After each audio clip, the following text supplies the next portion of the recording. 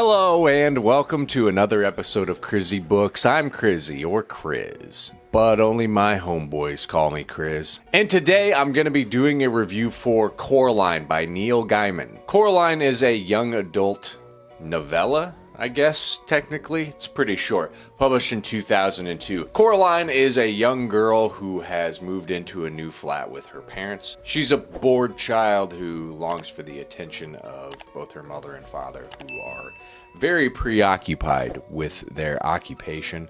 So she spends a lot of her time inside doing activities by herself, or just wandering around outside, meeting the other tenants in the flat. Some of her fellow neighbors are quite eccentric, two of which are former stage performers. One is a man who lives upstairs with a bunch of mice that he's trained to dance. And then one day she finds a small hidden door that's been blocked off in the upstairs of her flat. She's been told not to go in there, but of course she does. Then she ends up in this world that looks exactly like hers, but also not quite the same. She meets her parents, but her parents have buttons for eyes. And they act a little differently, a little strangely. Actually, they act in a way that she wants them to act. They seem more loving, they seem to care about her more. The food that they serve her tastes amazing. And the neighbors are there too, although something is quite off about them as well. And there's even a talking cat who seems to be more helpful than harmful. And this new mother with button eyes is very insistent on keeping Coraline here in this world. This is a better place for her. She belongs here. But she's finding out more and more that nothing about this world is what it seems, and there seems to be a much more sinister reason for her being here. Then she finds out that her parents have actually been trapped in this world, and that there are other children much like her, who came before her, who are also trapped here. And so she has to face her fears and go through a couple of challenges to free all of these children, to free her parents, and to escape this terrible, dark world that she finds herself in. Which she does. And this, in turn, gives her a new perspective and a healthier approach to life.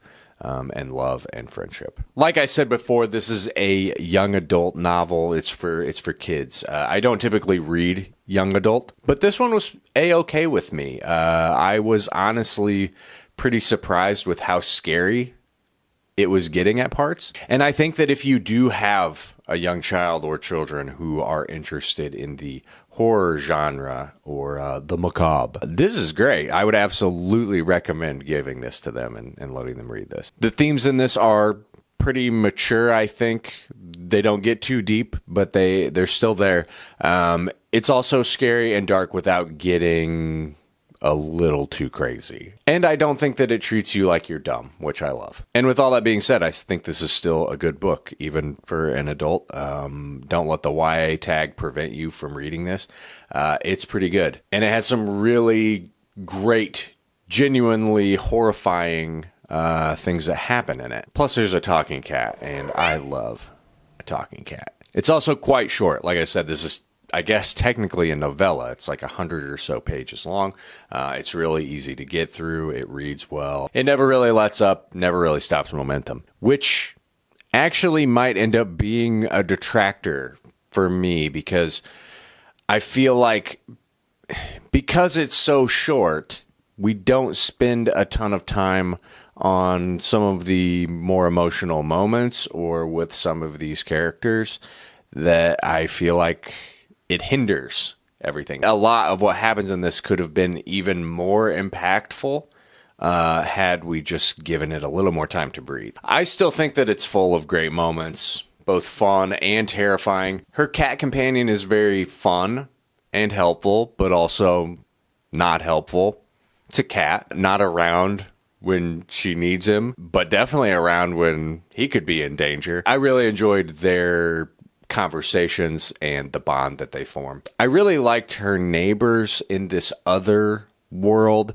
They're ex-performers. In this one, they're performing inside of their home to an audience of talking dogs, which I just loved. That image made me laugh thinking about it. I thought that whole part was very silly, even if it is kind of dark. And I still thought it was great. I think the most terrifying part of this book is when she goes into the basement of this house and she begins talking to her other father, who is clearly not her other father and is probably not even that version. It's something else in like a disguise, and he ends up transforming into this like clay larva thing. It was very scary. I really liked it a lot. Her interaction with the mouse trainer upstairs in this other world, also very dark, very scary, but also kind of philosophical. When Coraline tells him that life really wouldn't be much fun if she got everything that she wanted, I like that. She obviously escapes from this whatever is trying to keep her there, freeing these children, freeing her parents. And it all wraps up really nicely with this sort of dreamlike sequence of her having this nice day with all of these children that she saved and her parents, and everything is just great. The world feels warm. Overall, I'm going to give Coraline a 4 out of 5. Again, if you have youngins that are interested in horror, I would highly recommend this. Even if you yourself are interested in horror, I would read this. It's very quick, especially if you're looking for something quick and light. Go for it. It's good. But what do you think? Have you read Coraline? Do you love it? Do you not love it? Sound off in the comments below. Be sure to like this video, subscribe to my channel, and as always, thank you for watching. Goodbye.